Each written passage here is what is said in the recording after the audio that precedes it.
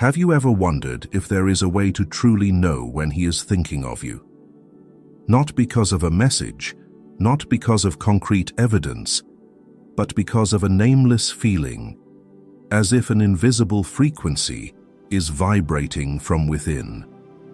Carl Jung believed there are deeper layers of energy, where emotions and inner images can be transmitted, allowing two people to sense each other even without speaking a word. And the surprising thing is, you can actually practice to touch that layer of connection. With just one special method, you will feel clearly when he is thinking of you, as if your heart becomes a radar catching signals. In today's video, we will explore that method based on Jung's principle, helping you no longer sit in doubt waiting, but instead directly experience the moment he is remembering you. This is not just a technique, but a journey of refining your energy and listening to the silent voice within. And who knows, once you step into that state, you may realize a profound truth. Real magnetism never lay in him, but in the invisible energy radiating from you. Are you ready to try and experience it for yourself? Number 1. Jung's principle of energy and the reason why you failed before. Have you ever gone through this moment? You're doing your usual work. Suddenly his image flashes vividly in your mind. Your heart trembles slightly, a warm wave runs across your chest, and you sense that somewhere he is also thinking of you. No call, no message, but your body knows. Jung called this the resonance of the unconscious, when two minds connect through an invisible energy field, and you can feel it as clearly as a signal echoing from afar. Jung explained that the human mind connects to a deeper layer called the collective unconscious. There, images, emotions, and memories can overlap, creating harmony between two people. When he remembers you, that energy gently touches the shared unconscious field, and if you are quiet enough to listen, you will clearly notice it. The key principle is that it is not what you wish for that brings results, but the state you are currently in that decides what comes. People do not attract what they desire, but exactly what they are.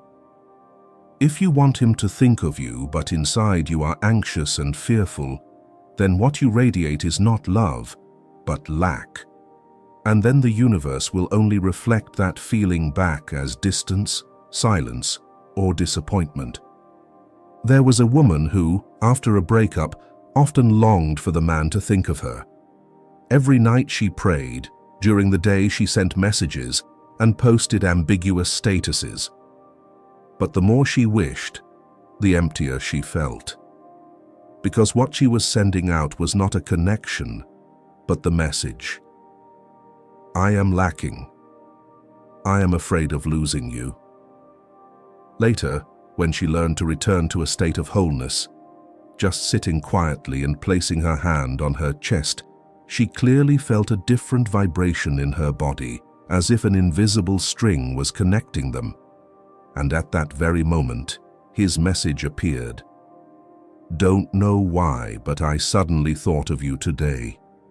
Jung once said, what you resist persists. When you try to fight the silence, you make it the center of energy. And then it keeps repeating, trapping you in a cycle of waiting. The energy you radiate is like radio waves. If you broadcast on the frequency of I don't have,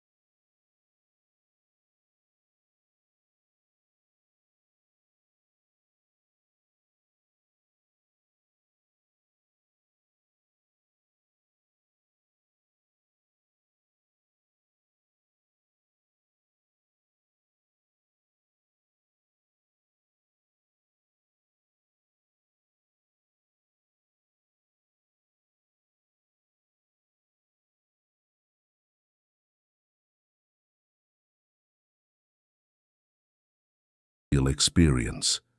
This is not just a simple exercise, but a bridge for you to directly experience the feeling of him thinking of you, so real that your body will know it, even before any external sign. Leave a comment with the word "ready" as a signal sent to the universe. Who knows, at the very moment you write that word, your energy may already begin vibrating to catch the connection with him. Number 2. 3 preparation steps for your heart to catch the signal when he is thinking of you. Before you actually step into the method to sense the moment he is thinking of you, there is a foundation you cannot skip. 3 preparation steps. Just like wanting to take a clear picture, first you need to clean the lens, focus properly, and hold the camera steady. If not, no matter how beautiful the scene, the image will be blurred. It's the same with the invisible connection between 2 minds. Only when you prepare properly can your body and energy become a clear lens to recognize his signal without confusion. Carl Jung once said, "Until you make the unconscious conscious, it will direct your life, and you will call it fate." When an inner image is tied with emotion and bodily experience, it is no longer fantasy, but becomes a form of signal entering the shared unconscious. Modern neuroscience also shows that when you combine visualization with emotion, the brain begins releasing corresponding chemicals, making the body believe it is truly happening. That is why these 3 preparation steps are important. Step 1. Quiet the mind. Clear the space for signals to pass. Imagine your mind like a lake. If the lake's surface is stormy and winds blow hard, you cannot see anything beneath. But when the lake is calm, clear, you can see even the tiny pebbles at the bottom. Our minds are the same. If you are anxious, full of thoughts, constantly asking, "Does he think of me? What is he doing? When will he text?"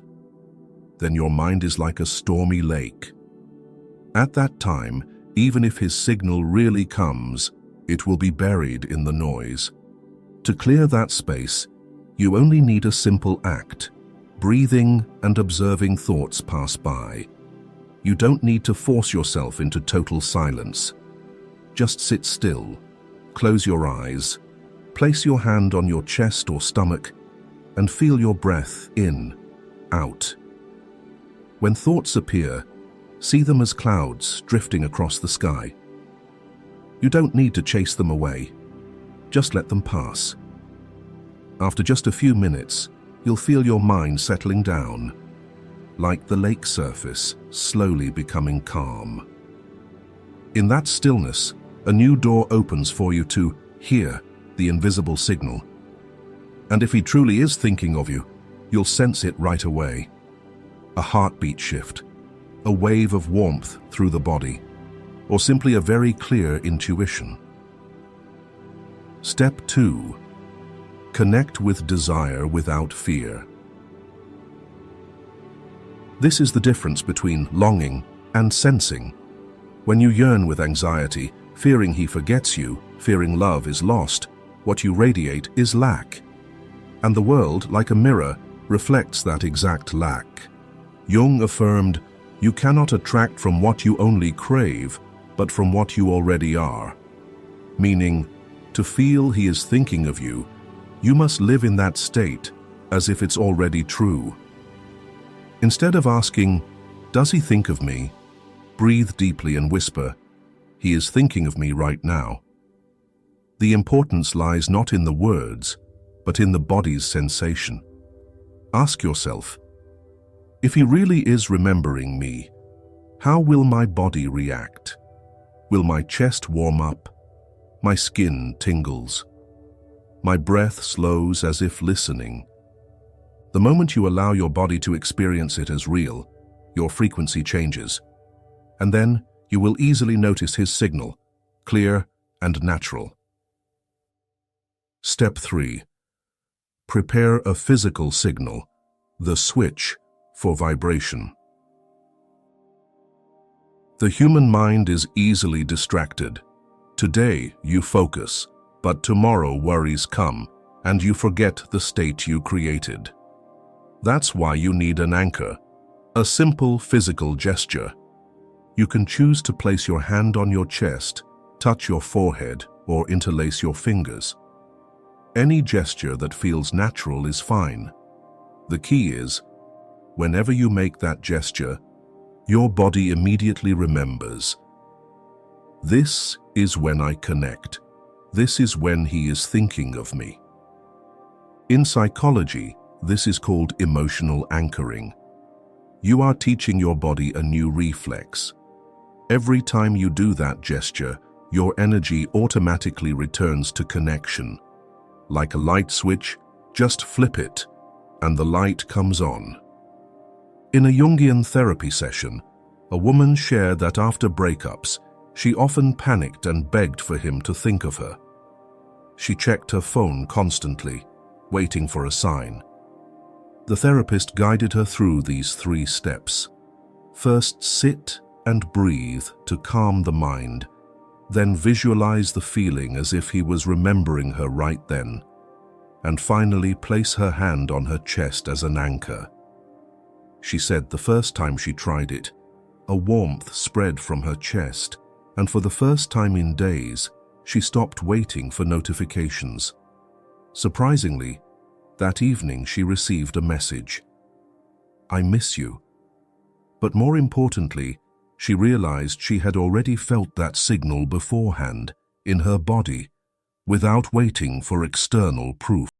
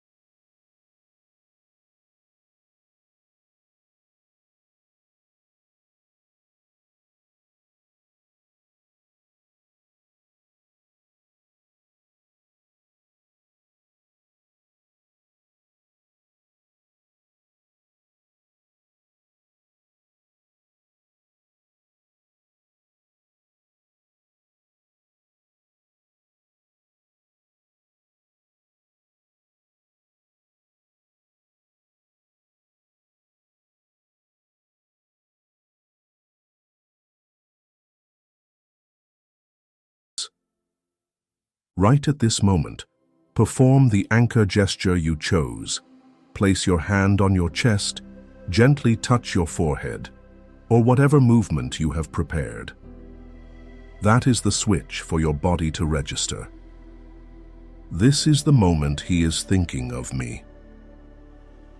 The sensation may be very subtle, like a fleeting wave, but the important thing is that you allow your body to believe it is really happening. If you practice consistently, you will notice that your body becomes increasingly sensitive. Small signals that were once overlooked become clearer, like eyes adjusting to the dark and beginning to perceive faint light. Stage 2. High emotion, raising vibrational frequency. At this stage, many people fall into a familiar trap. They think of him in a state of worry, afraid that it's only imagination, or fearing they are not enough to be remembered. But you must redirect completely. Instead of clinging to anxiety, connect with higher emotions, self-love, gratitude, peace, and certainty. This is not about deceiving yourself, but about allowing your body to experience a capacity already within you, the ability to vibrate in a state of fullness. Silently whisper to yourself, "I am being remembered. I am present in his mind." Let each word sink into your body, not just echo in your head. Feel your heart warming. Feel your shoulders relax. Feel your breath becoming deeper and lighter. Modern science shows that when you link an image with strong, positive emotions, your body releases oxytocin and dopamine, hormones associated with connection and joy. This means your body truly steps into the state of being remembered. And when you vibrate at that frequency, the signal becomes clearer and much stronger. Many wonder, why exactly 33 seconds? Because that is just enough time for the brain to form a complete emotional loop, from imagination, sensation, storage in the subconscious. Shorter, you may only remain in imagination. Longer, you may become distracted. 33 seconds is enough to create an imprint in the nervous system, making body and mind believe it has actually happened. Stage 3. Sealing the energy, sending and releasing. When you have felt it fully, release the image with a gentle smile. No clinging, no rushing. Like ending a phone call, but knowing the message has been delivered. Silently, slowly, clearly say, "My signal has been sent to where it needs to be received. I am ready to open to the response." Then let go of the anchor gesture. Take one final inhale, exhale, and feel the lightness. This is when the energy is sealed, and it will find its way on its own. The most important thing in this stage is gratitude. You don't need certainty about when or how the response will come. You only need to know it has been sent. Your body has experienced it, and therefore the connection has been established. One woman once shared with the channel that she tried this method on an ordinary evening. She sat still, placed her hand on her chest, imagined him suddenly remembering her, and whispered the words, "I am being remembered." In just a few dozen seconds, her body calmed, her heart warmed, and a smile appeared on her face. She ended with gratitude, without expecting anything more. The next morning, as soon as she opened her phone, she saw a message. "For some reason, I thought of you a lot last night." But to her, the more precious thing than the message was the certainty she had already felt the night before, when her body knew he was thinking of her, even before evidence appeared. This shows that the true power of the practice does not lie in external response, but in your inner state. Once your body is aligned with the belief, "He is thinking of me," you no longer have to wait in confusion. You already hold the key, and all later responses are just natural resonance. Imagine stepping into a dark room. When you light a candle, the light does not need to seek out the corners of the room. It naturally spreads and touches every nook. The 33-second method works the same way. When you elevate your energy and light it with higher emotions, your signal naturally radiates. Number 4. Tools to maintain energy after practice. One of the most common mistakes after completing the 33-second practice is falling back into the cycle of waiting. You may feel excited, your heart racing, even convinced you have connected with him. But just a few hours later, your mind starts asking, is he thinking of me? When will he text? What if there's no response? These very questions unintentionally break the energy you just created, like pouring a full glass of clear water, but constantly stirring it until it clouds. To keep that flow clear, you need small, simple, but sustainable tools, daily actions that help maintain the connection without diluting it with doubt. The 3 tools below are not complicated rituals. They are anchors, light touches to remind you the connection has been established, and your only task is to keep it alive quietly. Sheltering gesture, a silent reminder. Remember the anchor gesture you chose in the 30Choose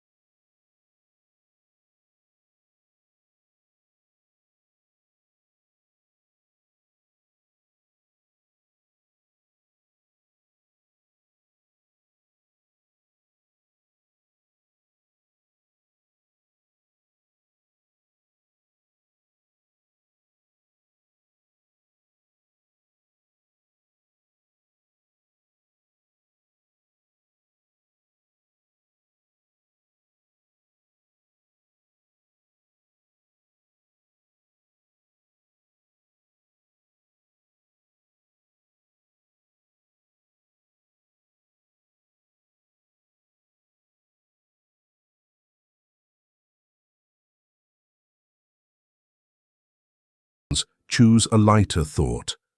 The signal has been sent. The energy will do the rest. As simple as that. No strong affirmation, no denial, no demand. This thought is like placing a letter in the mailbox and knowing the postman will deliver it to the right place. You don't need to chase after every street to check. You just need to trust the universe's system will carry it where it belongs.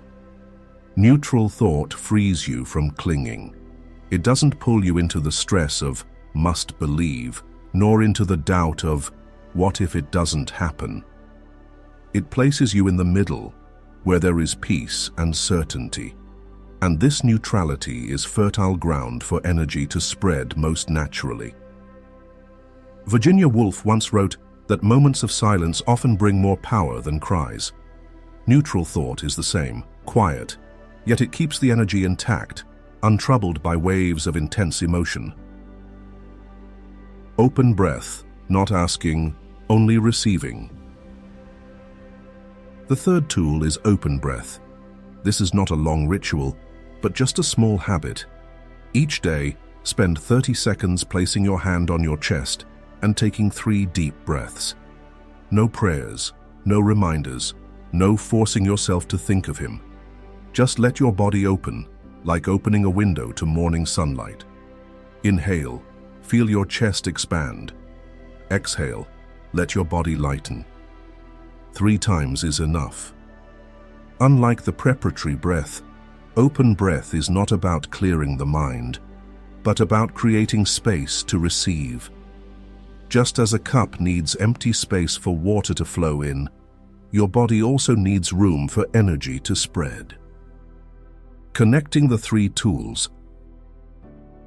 When you combine these three tools, sheltering gesture, neutral thought, and open breath, the energy after the 33-second practice does not exist only in one moment, but can stay with you all day.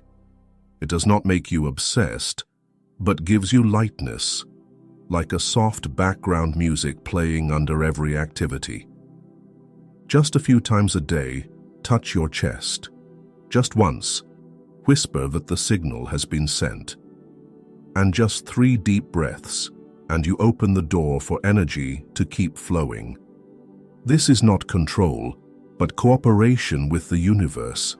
You no longer wait in anxiety, but know the connection is sustained by small yet steady tools.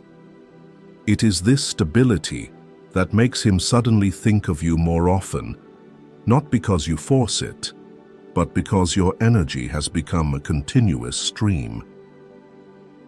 Number 5. Mistakes to avoid. The tools help maintain stable connection, but if not careful, just a few old habits can undo it all. After the 33-second exercise, many describe it as opening a new door. Lightness, certainty, sometimes even receiving first signals, a strange dream, an unexpected synchronicity, or simply warmth spreading in the body. However, if not guarded, that energy can quickly be broken by old habits. There are 3 major mistakes most people easily make, and these are the reasons connection becomes faint or disappears. Mistake 1. Repeating too often, turning connection into control. One of the most common errors is doing the exercise too many times a day. You feel anxious that if you don't do it constantly, the signal will lose effect. So every few hours, you close your eyes. Imagine repeat the anchor with tension. In reality, this action is no longer sending a signal, but checking and forcing. You're like a gardener who digs up the soil every day to see if the seed has sprouted. Instead of nurturing energy, you are draining it. Carl Jung once wrote, "Until you make the unconscious conscious, it will direct your life and you will call it fate." When you let hidden anxiety dominate, repeated actions do not come from belief, but from fear, and that very fear will shape the outcome. Mistake 2. Looking for evidence too soon. Another mistake is that right after the exercise, you immediately check your phone, look for messages, view his story, or wait for a sign every second. But this only creates another loop, shifting from certainty to lack. The signal has been sent, but constant demand for proof blocks the flow. Like mailing a letter, but an hour later running to the post office asking, "Has it arrived yet? Are you sure it reached the right person?" When repeated, instead of nourishing the connection, you only create unease and impatience. Neuroscience has shown that tense waiting activates the sympathetic nervous system, releasing cortisol, the stress hormone.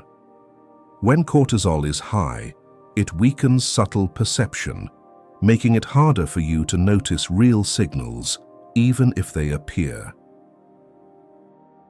Mistake 3. Sharing too soon. Many people after the exercise feel excited and want to immediately tell friends, or even the man himself, "I did an exercise to connect. Did you feel it?" This unintentionally dilutes the energy. Remember, this is an inner process, not an outer performance. Your body is the channel, and silent trust is what keeps the energy strongest.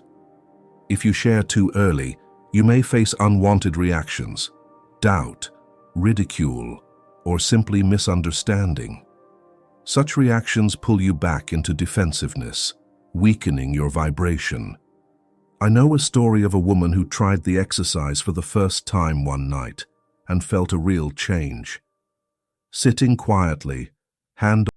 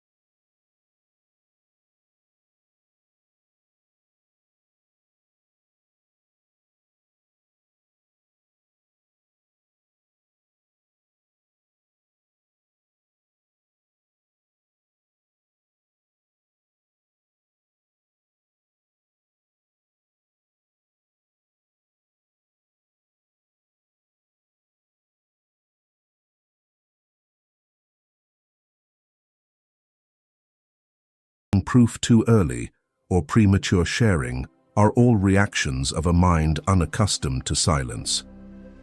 If you recognize and avoid them, you will preserve the clarity of the connection. And within that silence, something miraculous happens.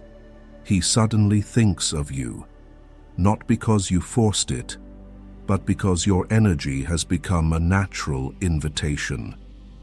So we have reached nearly the end of the journey, and I deeply value your presence until now. Before stepping into the next part, let yourself pause, take a deep breath in, exhale slowly, and clearly feel the vibration in your body. Perhaps that is the very moment he is unconsciously thinking of you. If these insights have made you realize that by keeping silence and fullness, you can indeed feel the moment he remembers you, try writing in the comments a short sentence. I am sensing the signal. Sometimes, just that simple affirmation from yourself is enough to activate the energy, opening a new door for you to personally experience this method and feel clearly when he is truly thinking of you. Number 6. The attitude after practice. After understanding the mistakes that often disturb energy, the next step is the attitude you must maintain afterward. This is the decisive stage because the 33-second practice doesn't end with closing your eyes and imagining, but with how you live afterward. If in the previous part you learn to avoid impatience, not to look for proof too soon, then here the focus is no longer on what else to do, but on how to live. The attitude after practice is the bridge that keeps the resonance Jung spoke of from dissipating, allowing you to truly sense the moment he is thinking of you. The key is not to pretend or force yourself, but to let the new energy soak into your gestures, behaviors, daily presence. If he truly thinks of you, your eyes will soften, your steps more certain, your calmness radiate. Then why not live that way now, instead of waiting for an external sign to feel complete. Carl Jung once affirmed, "The world will ask you who you are, and if you don't know, the world will tell you." The outside world only mirrors what happens in the soul.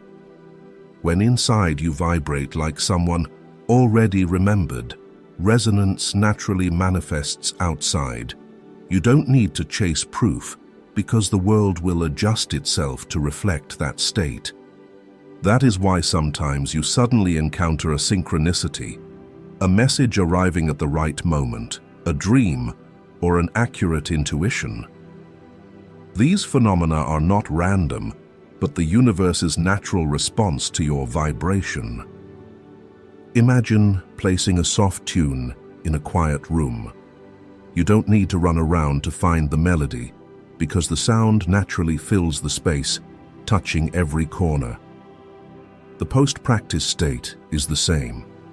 When energy has been activated, all you need to do is live with it. Modern psychology calls this the expectancy effect. When you are certain of an inner state, the brain adjusts behavior, voice, gaze to match that belief. Others, even unconsciously, still feel it. This is why a woman who is calm and certain often makes a man think of her more, not because she does anything special, but because she emits signals that match that state. When you enter this attitude, you'll see you no longer need outside validation. You don't need him to text right away, nor everyone's agreement. Instead, you feel complete in your own breath and presence. That confidence creates a unique magnetism, which men sense immediately. Let this post-practice attitude become a lifestyle. When eating, walking, conversing, let the energy of "I am remembered" flow with you. You don't need to strain or prove. That quiet, certain presence is power. It's like someone holding a secret, no need to boast, yet their eyes and smile still captivate others. This attitude also protects your energy. When you truly trust your inner state, doubts or comments lose weight. You won't be easily swayed by words like, "He's not thinking about you," because you have already felt it, and no one can take away that experience. After the practice, instead of waiting for a response, do what makes you happy. Take a walk, drink tea, read a book. In each moment, embody the state of, "He is thinking of me." When you live that way, the energy doesn't just exist for 33 seconds, but flows with you all day.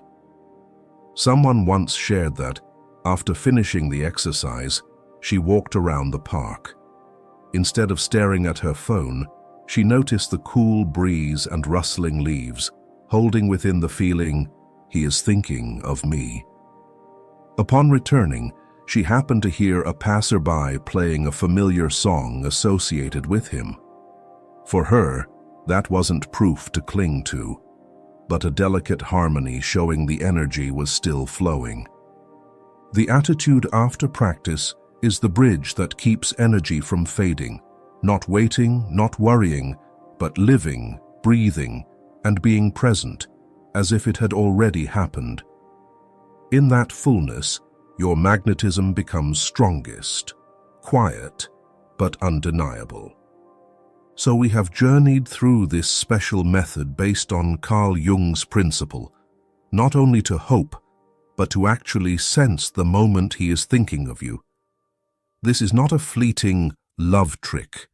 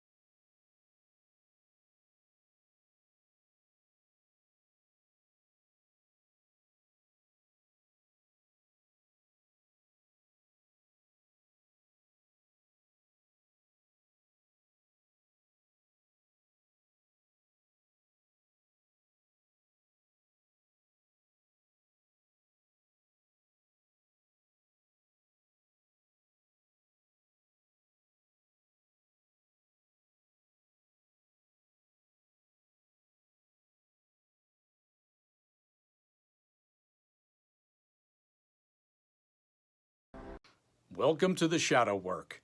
This is where philosophy and depth psychology meet, offering you not just insight, but transformation. Inspired by the timeless wisdom of Carl Jung, our mission is to help you navigate inner conflict, emotional turbulence, and the silent battles we all face through clarity, strength, and meaning. Our channel goes beyond surface-level advice. We take you deep into the psyche, yours and theirs, to help you understand not only what happened, but why it happened. Here you'll learn to see that nothing is random. Every silence, every ending, every wound carries a pattern and a message. You'll begin to realize that healing isn't just about moving on, but about seeing clearly. Here's how we bring it to life. Each video blends research, relatable storytelling, and purposeful visuals crafted to shift your perspective, ground your emotions, and rebuild your sense of control from the inside out. Thank you for being here. Subscribe to begin your inner work with Carl Jung's teachings as your compass and the truth as your path forward.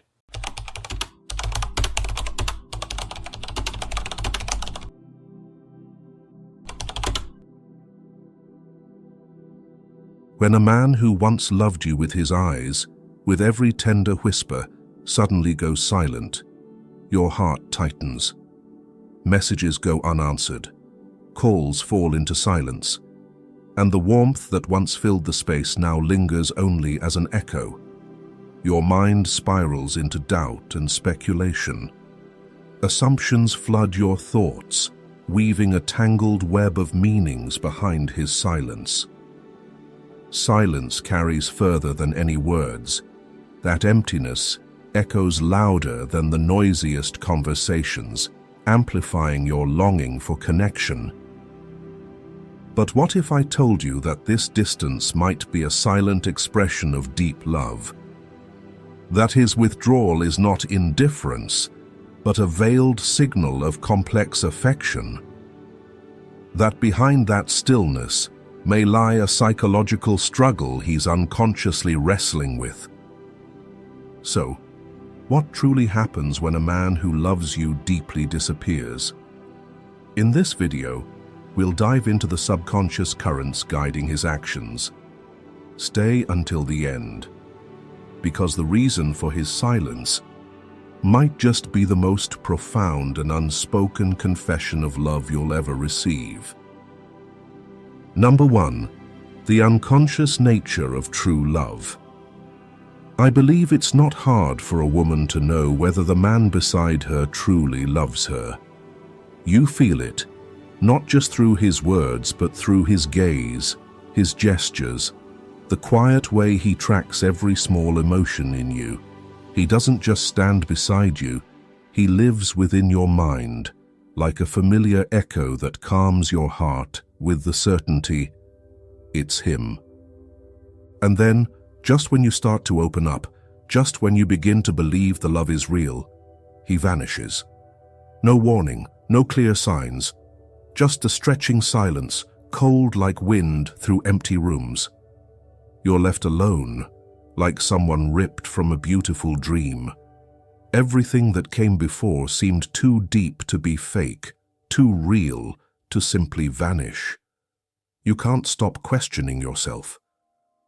Thoughts entangle like spider webs in your mind, each one pulling another thread of emotion, tightening around your heart. You look at your phone hundreds of times, waiting for a message, a small sign that he's still there, that what you shared hasn't faded. But there's nothing. His silence isn't emptiness. It's an undertow, heavy and haunting. There's nothing more painful than being ignored by the very person who once made you feel like their whole world. The disappearance of the man who once loved you like breath itself strikes at your self-worth, your trust, your memory of every sweet thing you shared. You begin replaying every moment. Was that hug real? How can someone give that much closeness and then vanish as if they never existed? This isn't just an exit, it's a psychological wound, deep and lingering, that makes you question your very value. So let me tell you this. When a man truly loves you, something almost inevitable happens. He loses control over himself. Not in the weak, dramatic way society likes to mock, but in a deeper, more primal sense. A part of him, one he doesn't understand, starts to awaken. This is the place Jung called the unconscious. Jung believed that love doesn't just awaken joy, but also stirs the hidden corners of the soul. To a man, true love isn't just an emotion. It's a collision between his current self and a depth of psyche he's never touched. The woman he truly loves isn't merely flesh and bone, but a mysterious figure, sometimes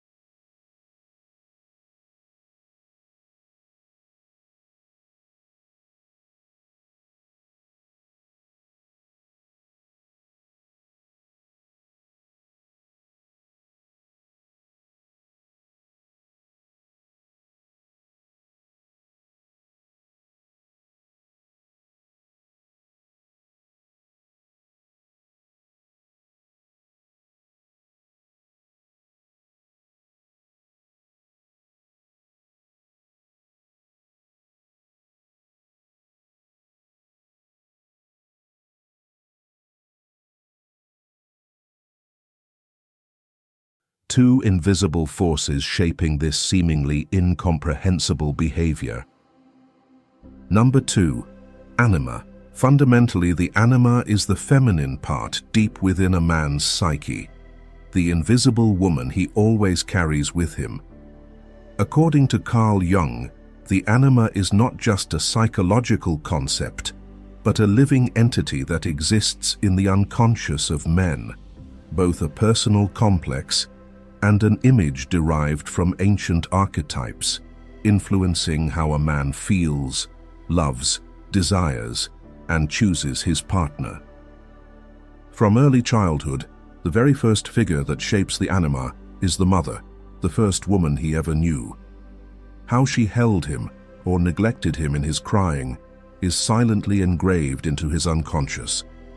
As he grows, experiences with women, a teacher, a first love, even a wife, are not merely relationships, but new layers added to the anima, altering its shape, making it more complex and more dangerous. In his book Animus and Anima, 1985, Jung wrote that the anima is a natural part of the male soul structure, just like earth, water, fire, and air are elements of the world. Even if a man has never fallen in love, the anima is still present. She is his silent companion, the gateway to his inner world, the shadow he constantly chases, even when he doesn't know her name. Jung described 4 levels of anima development, corresponding to a man's emotional maturity. At the first stage, the archetype of Eve, the woman, appears as a symbol of nurturing and safety, like a child who needs his mother to survive. A man at this level clings to gentleness, demanding from women a kind of unconditional pampering and forgiveness. Men who are jealous, controlling, or expect their lovers to just understand them are often still stuck in this phase. At the second level, Helen, the seductive lover, the man begins to see women as independent individuals, alluring, possessing magnetic power. The relationship becomes passionate, but is also easily dominated by lust and idealization. He does not love her as a real person, but as a glowing image in his mind, something like, "She is everything I've ever dreamed of." Because of this, disillusionment quickly follows when reality doesn't match the fantasy. At the third level, Mary, the companion, the man begins to distinguish between lust and true love. He doesn't love to possess, but to understand. He no longer expects the woman to complete him, but values her for who she truly is. He learns to listen, to apologize, and to build a reciprocal relationship. Emotions are no longer shameful, but a natural part of life. At the final level, Sophia, the spiritual guide, the anima, becomes a source of spiritual and philosophical inspiration. Sophia is no longer a lover, but a teacher, a soulmate in the journey of inner maturity. This is when the man starts caring about the meaning of life, about creativity, about asking questions of the self. To an artist, Sophia is the muse. To the seeker, she is the drive for endless discovery. Throughout his life, a man will cycle through these anima levels.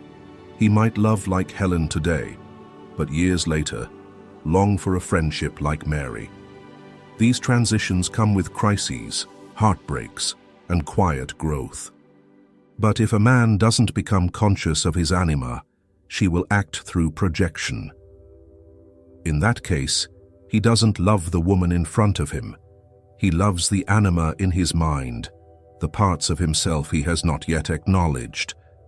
That's when a glance, a voice, a simple gesture can make him fall in love, not because the woman is extraordinary, but because she matches the unconscious image he's been carrying. Anima is not just a romantic ideal, it is the bridge to psychological wholeness in men.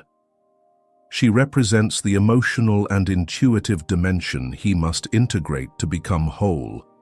But when a man hasn't reconciled with his anima, he projects her onto women in his life, creating relationships filled with illusions and unmet expectations.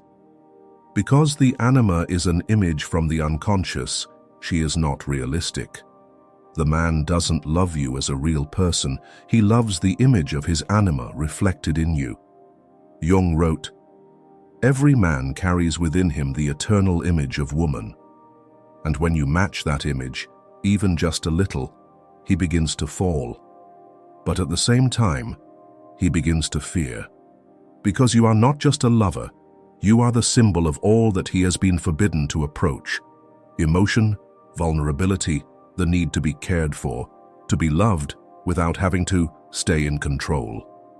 To him, you embody all that is mysterious, sensitive, the feminine qualities he was never encouraged to cultivate in himself.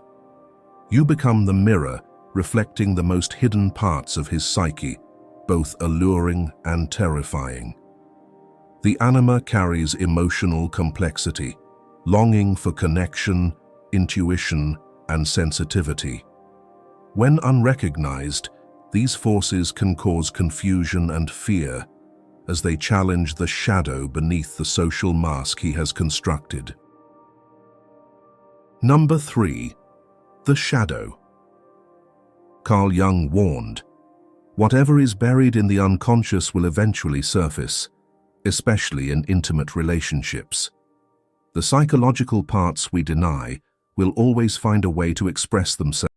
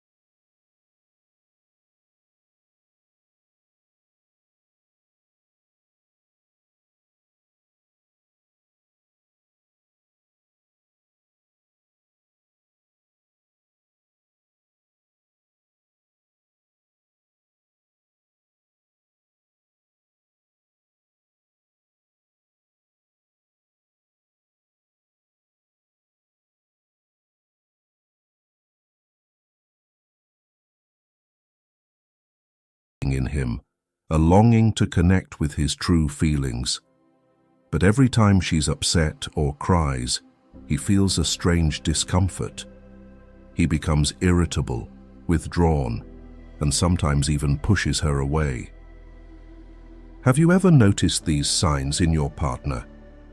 If yes, leave a comment below so others know they're not alone in this journey.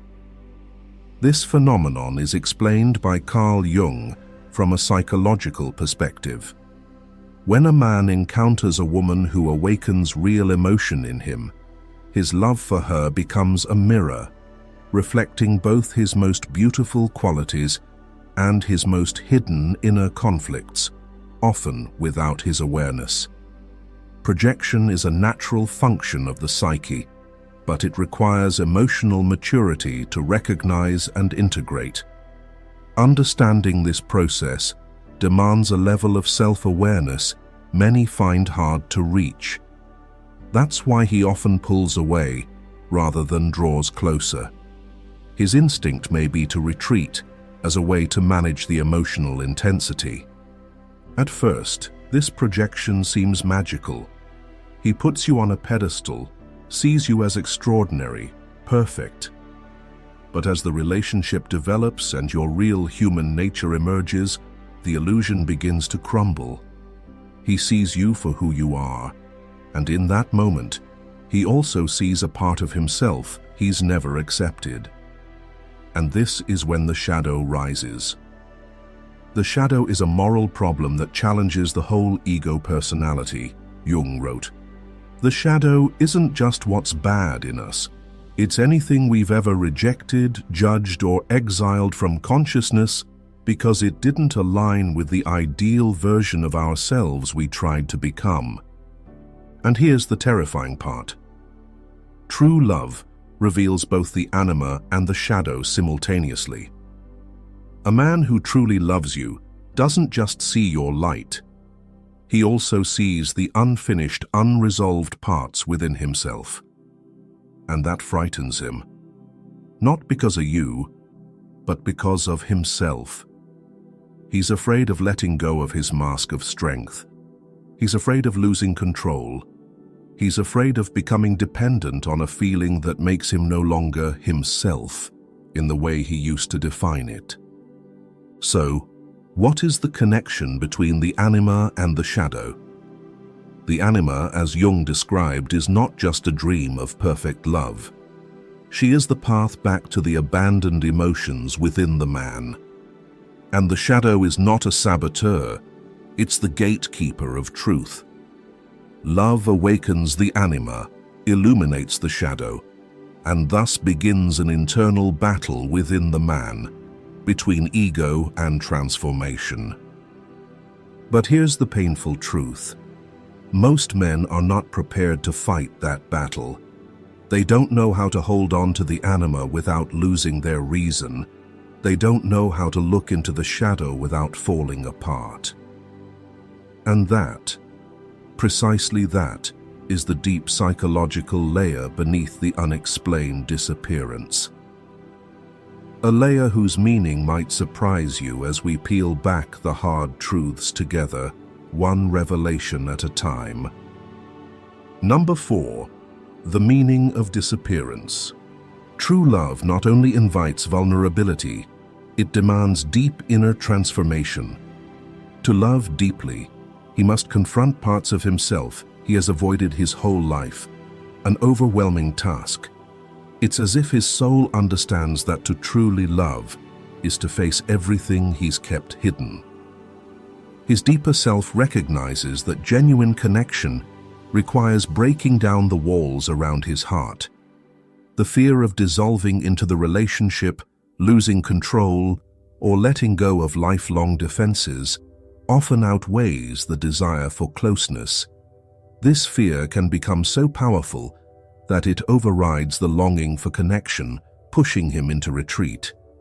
As a result, he may grow distant, isolate himself, as an unconscious effort to protect the fragile identity he's constructed. The coldness or silence is often a desperate attempt to cling to a self-image that hasn't fully matured. When love stirs the shadow, the man faces a deep internal split, and when emotional intensity creates a psychological abyss, he's forced to confront buried parts of himself. He must choose between facing that inner wound or clinging to the comfort of the known. This choice between growth and safety determines whether he moves toward love or withdraws. The retreat may reflect an internal struggle to surrender into love without feeling annihilated. What he fears isn't the relationship itself, but the transformation it demands. To change, to heal, to face the hidden. This connection awakens the need to face the shadow, like stepping into the unknown. That's the paradox of soul-level love. It's both beautiful and painful. Love reaches into the core of who we are, and in doing so, it exposes the parts we've always kept hidden. Love doesn't just connect, it reveals. And we're not always ready for what it reveals. But by understanding the psychological roots of his behavior, you reclaim your power. This awareness won't help you control him, but it will equip you to navigate pain with clarity, compassion, and strength.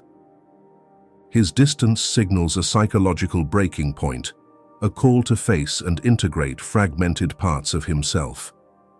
True love is a catalyst for transformation. It shakes the foundation of long-held inner structures. When love arrives and demands authentic connection and emotional presence, his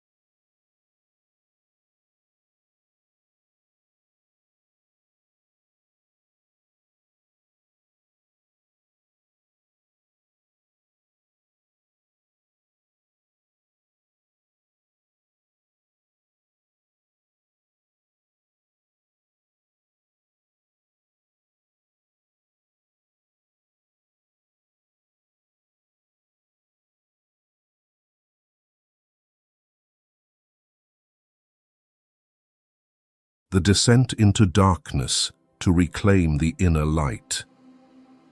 And this man, if he truly loves you, may now be caught between two forces. One pulling him toward connection, and the other afraid of vanishing into intimacy. Soul-level love always challenges the ego, and the ego, built over time through logic, beliefs, and the need for control, fights back hard when threatened. So when a man disappears, it might be the clearest sign that your love truly touched him, that it shook the very foundation of who he thought he was. and now he needs time to redefine himself. To the woman in pain, the most important truth is, do not let his disappearance define your worth, because it doesn't. Jung once emphasized, your vision will become clear only when you can look into your own heart. Who looks outside dreams, who looks inside awakes. His silence may be an invitation for you to look inward, to awaken from the dream of romantic idealization, and begin the journey back to your own wholeness. So if you're in this silent chapter, don't rush to conclusions. It may be a beginning, not for the return of an old relationship, but for the birth of a deeper, fuller version of yourself. And stay until the end of this video, because what I'm about to say next may forever change the way you see your inner life. So that one day, if he does come back, he won't be meeting the girl who once begged for his presence. He'll meet a woman who has seen herself and is whole enough not to need anyone to complete her. Number 5. Transforming pain into awareness.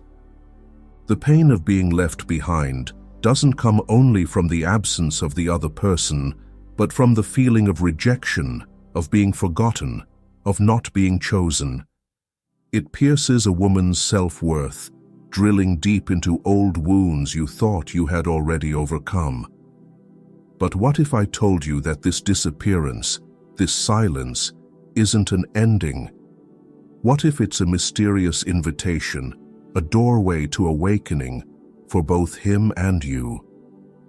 Think back to those times you tried calling, texting, explaining, looking for reasons, blaming yourself, trying to hold on. Where did all those reactions come from? Was it the fear of abandonment? The feeling of not being enough? And if that's true, then this disappearance, however painful it feels, might be the most valuable opportunity for you to step onto the path of self-healing. What do you think the meaning of disappearance in love is? Is it a full stop or a turning point for awakening? Share your thoughts in the comments. We'd love to hear your story, because maybe, through your words, someone else will find the missing piece within themselves. What truly matters is not whether he comes back. It's what you do with the silence he left behind. Do you let it drown you in doubt and anger? Or do you use it as raw material to grow, to understand yourself, and to love more completely? Jung believed man needs difficulties, they are necessary for health.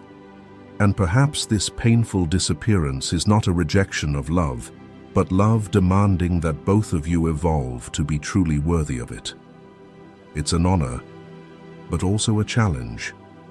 Because sometimes, real love doesn't bring us together, it brings us back to ourselves. Instead of fixing him, give him space. During this time, you can also explore your own projections and expectations. To reach this depth, you must understand pain. Pain isn't just a consequence of loss, it's a psychological signal, a wake-up call from deep within. You can't heal what you don't understand about the unconscious forces running your life. Jung believed that not just men, but every woman carries a masculine aspect in her psyche, called the animus. According to Jung, the honeymoon phase of relationships ends when the couple can no longer maintain the projection of their anima animus onto each other. The attraction we feel at the start is, in essence, the pull of our own anima or animus reflected in our partner. Ask yourself this: do you love him, or do you love the idea that he won't abandon you, that he'll stay, that he'll make up for those who didn't? Is he a symbol of something deeper in your unconscious? A distant father, an unmet friend, a healer for old wounds. And if you've projected your animus expectations onto your partner, that may be one reason he disappeared without warning. Why? Because, as I said, These unconscious expectations can trigger insecurity, the shadow within him. He may love you, but if he's expected to fulfill a role that contradicts his authentic self, that pressure might drive him away. His disappearance is a chance to strip away the emotional mask, to realize the love you're grieving may not be entirely about him, but about you, your fears, your unhealed void. Carl Jung once said, "It all depends on how we look at things and not how they are in themselves." He spoke of individuation, and a crucial step in this process is separating the ego from emotional experience. This means no longer being swept away by pain, but observing it instead. A conscious part of you remains calm, no matter what happens outside. When you access that part of your mind, you discover that nothing and no one can affect you unless you permit them. Every time someone throws you off balance, it's not because the world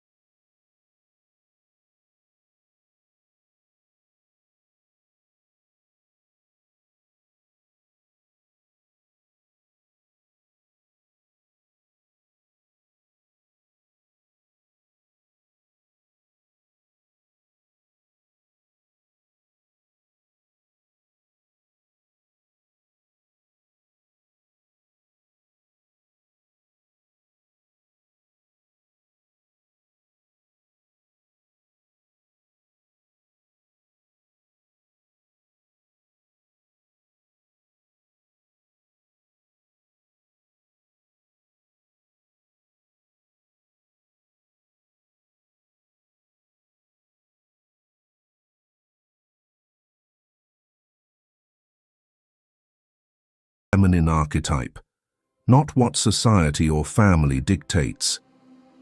This is a turning point, because most female roles are inherited unconsciously from the collective. Carl Jung called these primordial images archetypes, residing in the collective unconscious. For women, the strongest archetypes are often the Great Mother, nurturing, forgiving, protective; the Anima, feminine soul, emotion and intuition; and the Wise Woman, wisdom, direction, detachment from social scripts. Each carries a distinct energy, and they can emerge at different stages of life. The issue is that many women are stuck in a single role they believe they must play. But archetypes are not prisons. They are living symbols of the soul you can step into, experience, and then transform. A confident woman doesn't try to be the perfect mother, lover, and warrior all at once. She lives the archetype that fits the chapter she's in and dares to change when her inner seasons shift. Respect doesn't come from perfecting every role, but from being honest about which role is calling you now. And when you truly embody this shift, something incredible happens. Other people no longer have the power to hurt you. Situations that once caused anxiety lose their grip, because you no longer see them through the same fearful lens. You finally take the reins, and once you've tasted that freedom, you'll never again allow anything or anyone to steal your peace. Because when you prioritize inner peace without guilt, everything in your life starts to realign naturally. And it all begins with the courage to listen to yourself in a world constantly telling you what to feel, think, or do. This is when the practice of inner silence becomes essential. Jung believed the mind is always noisy, a stream of inner dialogue we rarely question. But what happens if, each day, you take a moment just to be with yourself? No distractions, no phone, no social media, no need to do anything, just you and your presence. In those moments, you start to notice what was previously overlooked. You become aware of what you truly feel, what needs to change, and what message your intuition is always trying to deliver. In that stillness, you feel something new, detachment. Not because you don't care, but because you finally understand that what others say or do holds no power over your emotions. This level of clarity doesn't come overnight. It's a practice, a commitment to return to the role of the observer, instead of being pulled under by emotional waves. One day, you'll look back on this love story without tears. You'll no longer wonder where he is, who he's with, what he's doing. You'll know he wasn't your ideal partner or the wrong person. He was the one who brought you back to yourself. You'll understand that love isn't meant to complete you. It's meant to awaken you. Instead of chasing answers, you'll honor his path, not out of passivity, but out of self-love. His withdrawal becomes a paradoxical gift, giving you space to reconnect with yourself. The awakened woman knows she is worthy of clear, present love, but also understands that emotional maturity is a personal journey that cannot be rushed. By staying loyal to herself, she turns his silence into a mirror, not a sentence, but an invitation to evolve. In the end, you must find your truth, just as he must find his. Love blooms when it is no longer an escape, but a conscious presence. Begin by returning to yourself, because only when you are rooted in your own being can you love freely. True love never promises to be easy. It isn't always clear, nor always sweet, and at times it leaves you alone, face to face with a deep silence and questions with no answers. But if you've ever been loved by someone so deeply that they felt the need to withdraw just to avoid dissolving in that love, then understand this. You have touched a sacred part of their soul, a part they have never dared to fully face. Carl Jung once said, "The most terrifying thing is to accept oneself completely." And perhaps you were the mirror through which that man first caught a glimpse of his true self, not through society's gaze, but through yours. In your eyes, he saw both his light and his shadow. The love you gave did not vanish. It is working silently, like a seed beneath the soil, either to help someone grow or to help you become. So if you're standing in that quiet place now, holding back tears, holding steady in the storm of doubt, know this: you are not weak, you are awakening. And if you are brave enough not to rush to fill the emptiness, but to step into it instead, then you will not merely move on from a relationship, you will move through yourself. And if what I've shared resonates with you, don't forget to subscribe and turn on notifications so you won't miss upcoming videos that help you decode psychology, humanity, and above all, yourself. Because understanding others is a journey, but understanding yourself is true liberation.